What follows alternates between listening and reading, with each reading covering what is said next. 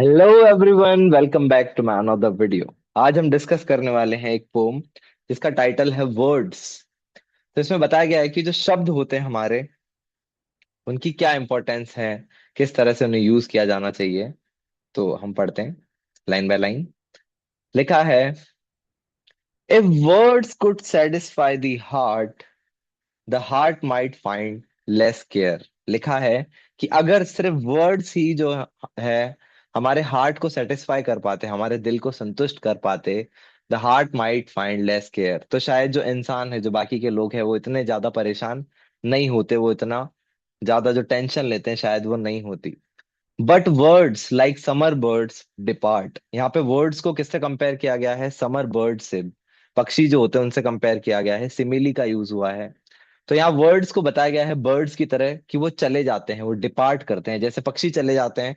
वैसे ही जो वर्ड जब हम किसी को कहते हैं तो कुछ समय के बाद उनका जो असर है वो खत्म हो जाता है। And leave but empty air, और सिर्फ एम्प्टी एयर के अलावा कुछ भी नहीं बचता है। मतलब जो वर्ड्स है वो भुला दिए जाते हैं और एक जो सन्नाटा है दिल में वो रह जाता है, एक जो खालीपन है वो रह जाता है।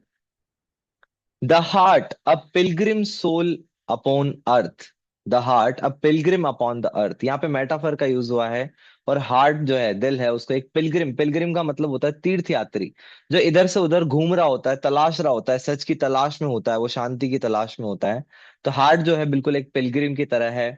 फाइंड्स ऑफन, अक्सर वो पाता है, व्हेन इट नीड्स, की जब उसे जरूरत होती है, that words are of little worth, तो उसे पता चलता है कि जो शब्द हैं वो उतने कीमती नहीं है, इतने इफेक्टिव नहीं है।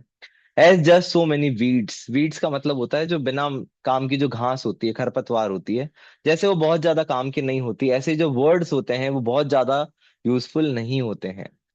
A little sad and truly sad, इससे बेहतर होता है कि हम कम कहें लेकिन ट्रूली सैड, जो दिल से कही गई हो, जो सच बात हो।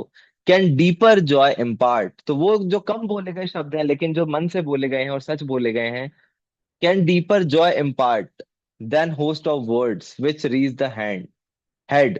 तो कहा गया है कि जो कम शब्द हैं वो ज्यादा खुशी दे सकते हैं बजाय के होस्ट ऑफ वर्ड्स की, बहुत सारे वर्ड जो बोले गए हैं, which reach the head but never touch the heart.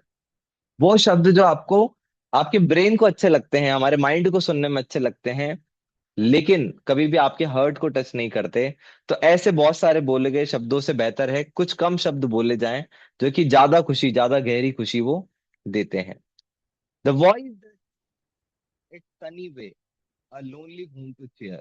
बोला गया है कि कुछ काइंड वर्ड्स जो होते हैं, जो बहुत प्रेम के साथ बोले गए हैं, a lonely home to cheer, मतलब वो एक खाली पड़े दिल को भी खुशियों से भर सकते हैं। Hath of the feud word to say, but oh those few how dear, कि भले ही वो शब्द कम होते हैं लेकिन oh those few how dear, कि वो कम शब्द ही कितने ज्यादा प्यारे होते हैं। एक्सक्लेमेशन के साथ कहा गया है कि भले ही ऐसे जो शब्द हैं जो पोलाइटनेस के साथ बोले गए हैं, कि भले ही वो कम है लेकिन हाउ डियर, कितने प्यारे हैं वो वर्ड्स।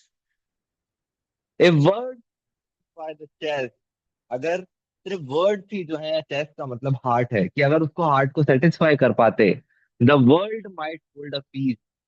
पीस का मतलब होता है वैसे दावत, इस लाइन का मतलब है कि अगर सिर्फ शब्दों से ही खुशी मिलती तो शायद ये दुनिया एक परफेक्ट प्लेस होती, हर कोई खुश होता, किसी को कोई परेशानी नहीं होती।